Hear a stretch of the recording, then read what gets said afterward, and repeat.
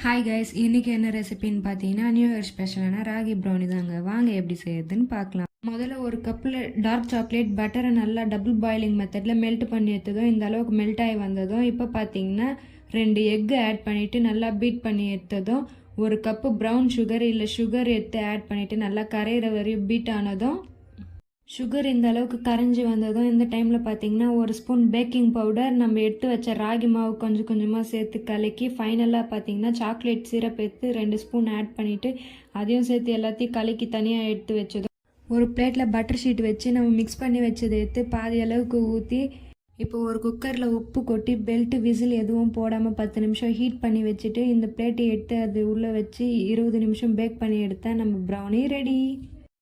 New year special ரெசிபீஸ்லாம் பார்க்கணுன்னா like பண்ணுங்கள், ஷேர் பண்ணுங்கள், நம்ம சேனலில் சப்ஸ்கிரைப் பண்ணுங்கள். Advance happy new year. Thank you for வாட்சிங். பாய்.